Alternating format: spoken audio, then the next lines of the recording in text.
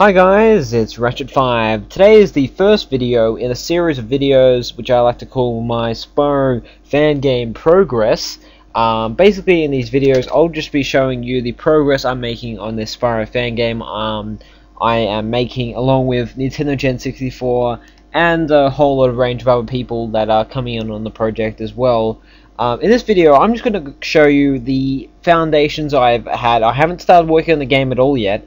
I'm going to show you the stuff that I have in before I came up with the idea of making up the Spyro game. Now, this isn't actually a new idea, but it's more of a revived idea because back 3 years ago in 2008, I decided I wanted to make a Spyro game on Game Maker. Go away, whoever's talking to me on Skype.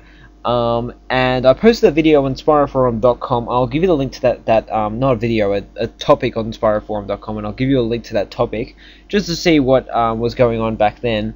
And so I ended up doing a bit, but I took like forever to do anything, and I was pretty bored with the project. Now these days I've got a lot more help, and I've got at least one person, which is Nintendo Gen 64, who is very helpful and shares a lot of ideas. So it's made it a lot easier to make a game when I have at least one person helping me pretty much full time. So anyway, I'm just going to show you around. Now there's 3 engines I want to show you, and the first one is mainly the one I was working on 3 years ago, and it's just a Spyro engine. That's the main menu. Now I actually got this engine from someone on Game Maker, yoyogames.com. The engine is still there. I'll give you a link to that. It was a very basic engine. I just had gliding, I had flaming, and it had the gems and stuff. But Spyro looked like My Little Pony, and I added a bit more since I got that engine.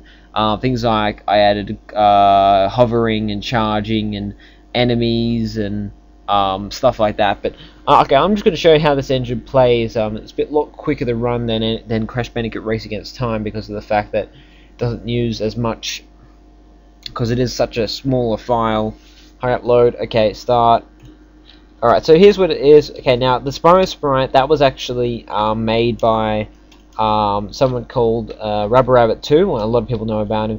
And yes, that is meant to be Sparks. It looks like a UFO. I know everyone's told me. You can jump with Z. You can flame with A, it looks like. And you can charge with Control, as you can see there. The charging isn't as it doesn't work like the games. And you can also hover, as you can see there, but it's kind of glitchy. I'll show you what I mean. Like you can go up like all the way up that wall, and yeah, I could probably easily fix all these things in like 2 seconds because I'm a lot more advanced than I used to be at Game Maker back in 2008, 2009 actually. But yeah, I'll just show you. There's a snake down here. Now, actually, Rubber Rabbit Sheep was mainly my main helper of this. He told me a lot how to program these guys. I've forgotten my own controls. Oh shit! And yeah, I actually haven't made it. You can defeat those guys. Yeah, Rubber Rabbit told me how to program enemies and stuff, and yeah, I was pretty much a bit of a noob back then, to be honest, with Game Maker, and I doubt that these enemies work properly. Okay, well they work somewhat properly, but I know there was a lot of glitches with this engine, so yeah, it's not that good. But I mean, it's okay. I mean, it's probably my best work I did on Game Maker back when I was younger. Yeah, the sprites are very good. Especially the gliding sprites are awesome, and the hovering sprites and stuff. The only complaint I have is the fact when he's walking, it looks like he's sliding. But I mean, that's being a bit pedantic. But yeah, maybe Rubber Rabbit can make that. Oh, and also yeah, I didn't even put the jumping sprite in, so that's why it looks even worse when I'm jumping. So yeah, Rubber Rabbit made a jumping sprite. I just never used it, so I need to put that in. So yeah, I mean, this engine has I think like a couple of levels or something, but I'm not going to show you them because of the fact that they're pretty much the same thing. I mean, I think it has some like jump through platforms and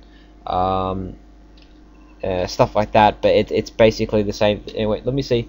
I'm pretty sure I had like a no. Is it? No, that's not it. I had like a really basic Sparks world, a really basic inventory.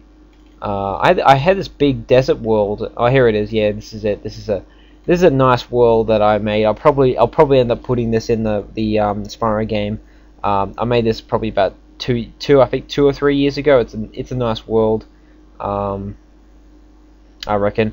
Anyway, let's exit that for now. Yeah, Mario sprites are awesome. I know that they look very generic, but I just tell you right now, Mario sprites are awesome. So whatever happens, I'm going to be using them.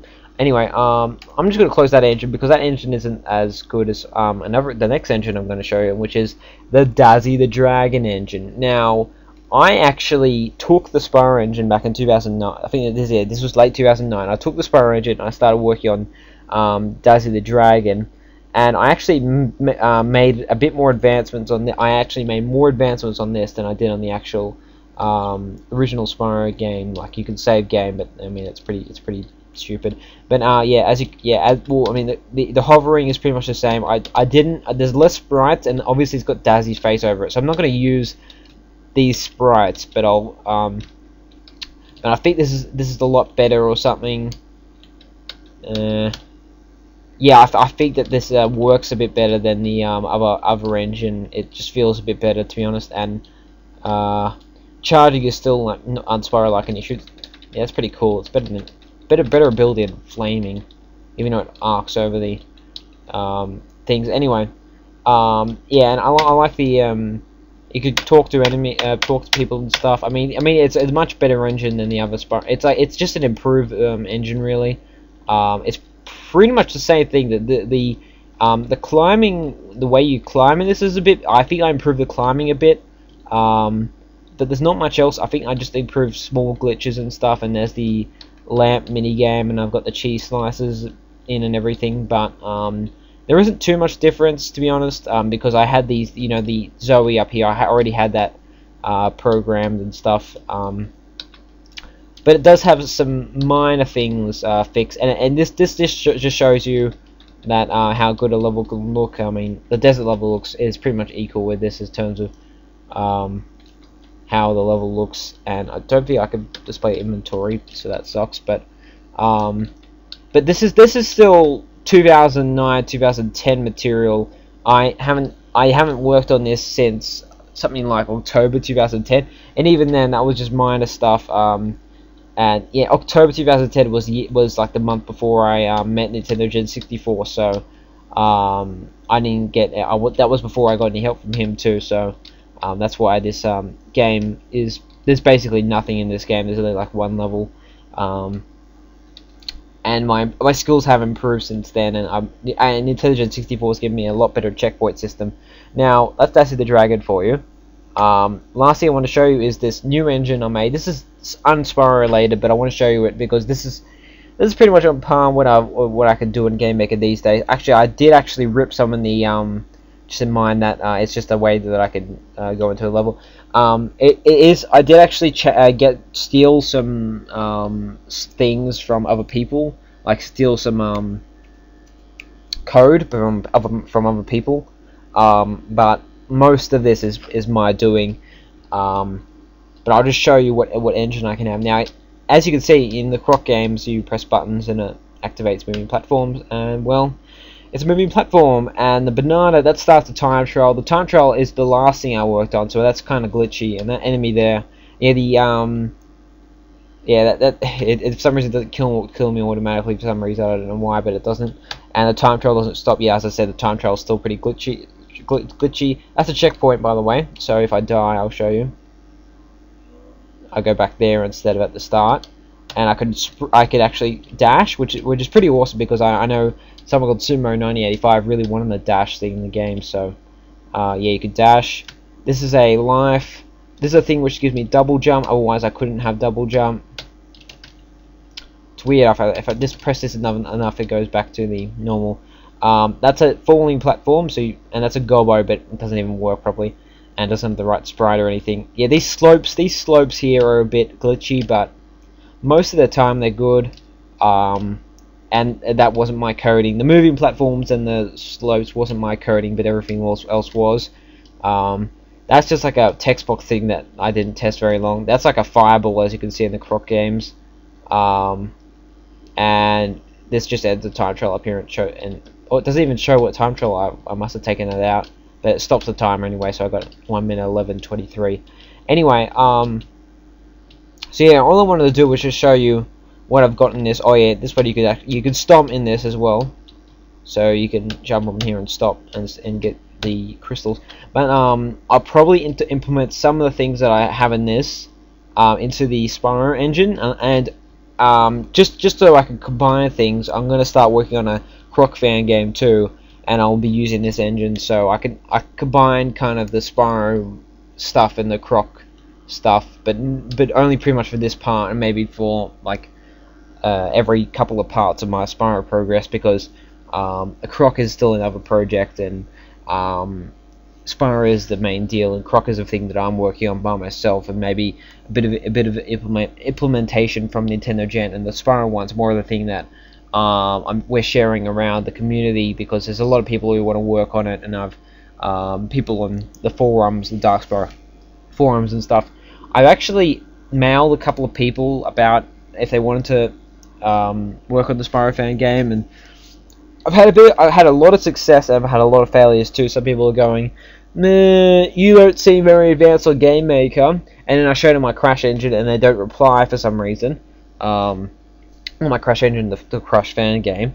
Some people just say that they want to work on their own projects, they want to join our team, and some people say that we'll do it, and then they don't really answer, or they go and join another project. Cough, cough.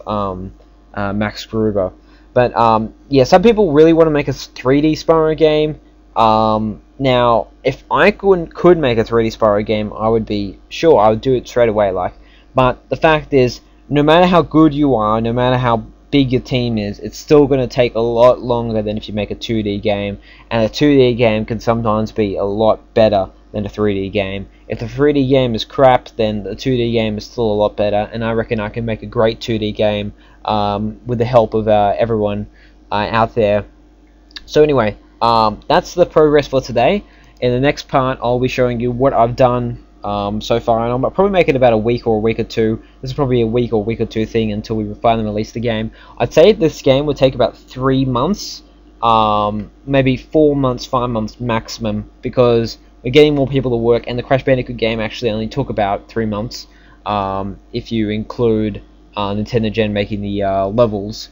But he really took a couple of... It took like 10 months to make what probably we could have made in about 2 weeks, with the fact that we are helping each other. So really it took us about 3 months to make the Crash Bandicoot game, and this one it might take a bit longer, but we got more people helping, and we're a bit more experienced too, and we know how to manage our time better, because the Crash Bandicoot, that was a new thing, the Crash Bandicoot thing, where we were sharing games. I never done that before, he never done that before, so I think that it might be a harder game to make this Spyro game, but the progress will move faster than the Crash Bandicoot game, and we got more people working on it. I don't know if that's a good thing or a bad thing, or if it's a quicker thing or a slower thing, but yeah, we got more people to help us now. So if you want to be involved, if you know Game Maker, if you know Spriting, if you want to just contribute ideas, please send me a message to either this account or Ratchet5 account, and I'll get back to you. Thanks for watching.